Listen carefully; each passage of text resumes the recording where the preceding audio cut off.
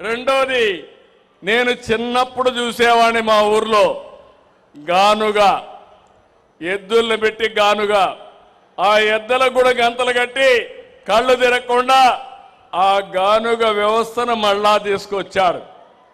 నిన్నటి వరకు అందరం కూడా కెమికల్గా ఎక్కడైతే ఫ్యాక్టరీలు పెట్టి ఆ ఫ్యాక్టరీలో కెమికల్ చేసి అలాంటి నూనె మనకు సప్లై చేసేవాళ్ళు.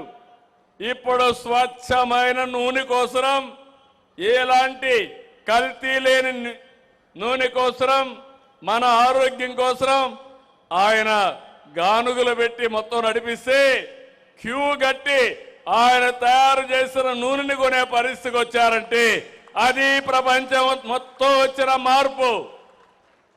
అందుకే నేను మిమ్మల్ని ఒకటే కోరుతున్నా, పక్కన సేద్యానికి పోవాలి.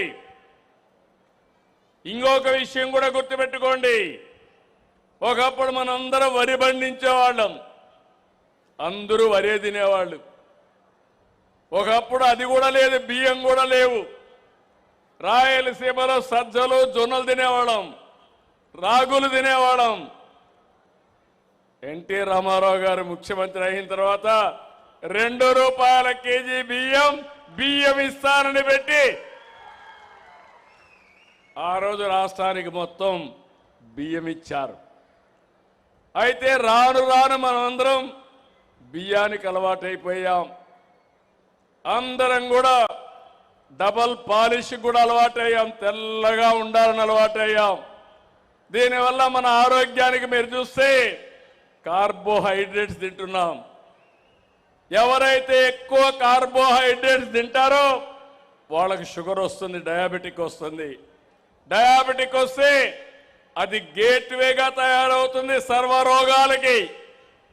అందుకే ఇప్పుడు నేను మిమ్మల్ని అందరినీ చెప్తున్నా, యోగా చేయండి, ప్రోటీన్ తినండి, ఆరోగ్యాన్ని కాపాడుకోండి. దానికోసమే సంజీవిని ప్రాజెక్టు ద్వారా ఈ రాష్ట్రంలో అందరి ఆరోగ్యాన్ని కాపాడే బాధ్యత ఈ ప్రభుత్వం తీసుకుంటున్నాం. ఇలాంటి సందర్భంలో డిమాండ్ డ్రివన్ ప్రపంచం అంతా పరిస్థితులు మారాయి, దేశం అంతా మారాయి, ఆహార ఉత్పత్తులు పెరిగిపోయినాయి. ఇంకా 2-3 సంవత్సరాలకు సరిపోయే ఆహార ధాన్యాలు నిల్వ ఉన్నాయి. గోడౌన్స్ అన్ని ఫుల్ అయిపోయినాయి. ఏం చేయాలో తెలియని పరిస్థితి ఉంది. భవిష్యత్తులో ఇంకా పెరుగుతాయి. మీరు ఈ విషయం గుర్తుపెట్టుకోవాలి. ఎక్కువ దిగుబడి వచ్చే వంగడాలు వస్తున్నాయి. రెండోది కూడా ఎక్కడికక్కడ నీటి ఇరిగేషన్ ప్రాజెక్టులు పెరుగుతున్నాయి. ఒకప్పుడు తెలంగాణలో నేను ముఖ్యమంత్రిగా ఉన్నప్పుడు ఆంధ్ర అంటే వరి, తెలంగాణ అంటే మెట్ట పంటలు. ఇప్పుడు ఆంధ్రాని డామినేట్ చేసి తెలంగాణ మొత్తం వరికి వెళ్ళిపోయారు. కానీ ఇక్కడ నేను ఒకటే ఆలోచించాను, మీరందరూ గుర్తుపెట్టుకోవాలి. భవిష్యత్తులో వరికి రాబోయే రోజుల్లో ఇబ్బందులు వస్తాయని ముందుగానే చూసి రాయలసీమని హార్టికల్చర్ హబ్గా తయారు చేయాలని, రాష్ట్రం మొత్తం వాణిజ్య పంటలు రావాలని, ఆంధ్ర మొత్తం పామాయిల్ కానీ కాఫీ కానీ అక్వాకల్చర్ రావాలని ముందుకు పోయాం. అయితే ఇక్కడ కొన్ని ఇబ్బందులు వస్తున్నాయి. ఎక్కడో ఇరాన్లో యుద్ధం, ఇక్కడ మన మామిడి వెలవెలబోయింది, అరటి దెబ్బతినింది, రొయ్య గిజగిజలాడే పరిస్థితికి వచ్చిన ధరలు పడిపోయినాయి.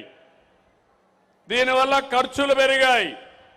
అయితే నేను ఒకటే ఆలోచిస్తున్నాను, రైతులు ఇబ్బందుల్లో ఉన్నప్పుడు మీనమేషాలు లెక్కేస్తే రైతాంగాన్ని కాపాడుకోలేం. కాబట్టి ఎంతైనా పర్వాలేదు, మిమ్మల్ని కాపాడడానికి ఈ ప్రభుత్వం ఎప్పుడూ ముందుంటుంది. మొన్నే చెప్పాను, ఎవరైతే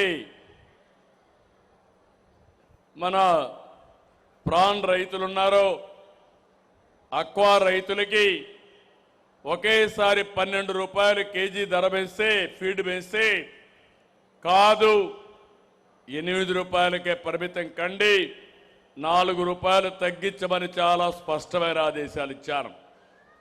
ఈరోజు తోతాపూరి మామిడి అమ్మలేకపోతే పోయిన సంవత్సరం మొట్టమొదటిసారిగా రూపాయలు కేజీకి ఇచ్చాం. ఈ సంవత్సరం కూడా ఒక్కొక్క మెట్రిక్ టన్నుకు 4,000 రూపాయలు ఇచ్చిన ప్రభుత్వం ఎన్డీఏ ప్రభుత్వం. ఇంకొక పక్కన ఏదైతే ఇక్కడ మీరు చూస్తే పొగాకు సమస్యలు వచ్చాయి. పోయిన సంవత్సరం 295 కోట్లు ఖర్చు పెట్టి బర్లీ తుబాకుని ప్రభుత్వం కొన్నాం. ఈ సంవత్సరం మళ్ళీ మామూలు టుబాకో కూడా పొగాకు కూడా ఎక్కువ వేశారు. దీనివల్ల ప్రొడక్షన్ పెరిగింది, రేట్లు పడిపోయినాయి. ఆక్షన్లో భాగస్వాములు కాకుండా వ్యాపారస్తులు కూడా అటు ఇటు ఉండే పరిస్థితికి వచ్చారు. నేను స్పష్టమైన ఆదేశాలు ఇచ్చాను. 200 రూపాయల కంటే తక్కువ కొనడానికి వీలు లేదు.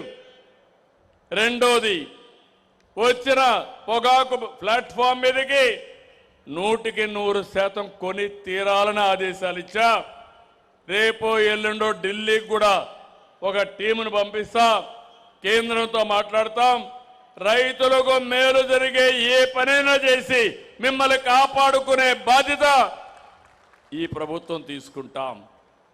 ఇలాంటివన్నీ కూడా చేసి మనం ముందుకు పోతున్నాం. నేను మిమ్మల్ని అందరినీ ఇంకొక విషయం కూడా మళ్ళీ కోరుతున్నాను. నేను ప్రతిసారి డబ్బులు ఇచ్చిన తర్వాత రైతు నాయకులను పెట్టి ప్రతి రైతును కలవమంటున్నాను. నేను డబ్బులు ఇచ్చామని చెప్పడానికి కాదు, రైతుని కాపాడుకోవాలి, శాశ్వత పరిష్కార మార్గం చూపించాలి. అందుకే 3 కన్సల్టెంట్లు పెట్టుకున్నాం. ప్రపంచమంతా అధ్యయనం చేస్తున్నాం.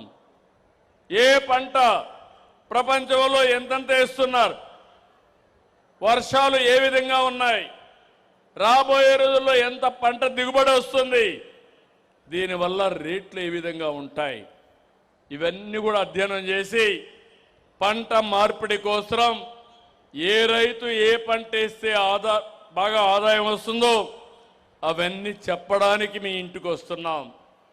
నేను ఒకటే మిమ్మల్ని కోరుతున్నాను, టెక్నాలజీ పూర్తిగా వాడుతున్నాం. మీరు ఒకసారి డిజిటల్గా మీరు చూస్తే మీరు ఏ పంట మీ భూమిలో వేశారో దాన్ని ప్రత్యక్షంగా నేను మానిటర్ చేసే పరిస్థితికి వస్తున్నా. ఒకటి ఈ క్రాప్ ఉంది, మీరు కూడా యాడ్ చేయండి. రెండోది సెటిలైట్ ఉంది, సెటిలైట్లో కూడా నాకు మొత్తం వచ్చి ఏ రైతు భూమిలో ఏమేం పంట వేశాడో రియల్ టైంలో తెప్పిస్తాం. ఇంకా ముందుకు పోతున్నాం. ఆ పంట ఎంత హెల్తీగా ఉంది, మూడోది దిగుబడి ఎంత వస్తుంది, ఆ దిగుబడి ఆధారంగా మార్కెటింగ్ వ్యవస్థ ఎట్లా పటిష్టం చేయాలనో దానికి కూడా ప్లాన్ చేసే పరిస్థితికి వచ్చాం. నేను అందుకని ఆధునీకరణలో ఉన్నాం. మీ అందరికీ తెలుసు, నేను ఒక మాట చెప్పాను మీ అందరికీ, రైతు బిడ్డ ఐటీ కంప్యూటర్ ఆపరేట్ చేసే పరిస్థితి రావాలని చెప్పాను. 30 ఏళ్లకు మునుపు ఈరోజు మా రైతు బిడ్డల కుటుంబ సభ్యులు చూస్తే అమెరికాకు పోయి 25 ఏళ్ళలో మీ ఊరిలో ఒకసారి మీరు గుర్తుపెట్టుకోండి, 25 సంవత్సరాల్లో ప్రపంచంలో నెంబర్ 1 తలసరి ఆదాయం సంపాదించే జాతి ఈ తెలుగు జాతి. దానికి వేసిన ఫౌండేషన్ ఆ రోజు తెలుగుదేశం పార్టీ. అప్పుడు నేను ఐటీ మాట్లాడాను, ఇప్పుడు నేను మాట్లాడేది ఐటీ ఒకటే కాదు, ఏ మాట్లాడుతున్నా, డేటా సెంటర్లు మాట్లాడుతున్నా, మన పిల్లలకి నాణ్యమైన విద్య గురించి మాట్లాడుతున్నాం. ఇంకో పక్కన ఎక్కడికక్కడ మన పిల్లల్ని క్వాంటమ్ కంప్యూటర్లో కూడా ఆధునీకరణ తేవాలని. ఈరోజు ప్రపంచంలో ఉండే టెక్నాలజీస్ అన్నిటికీ చిరునామా మన రాష్ట్రం అని చెప్పి నేను మీకు తెలియజేస్తున్నా.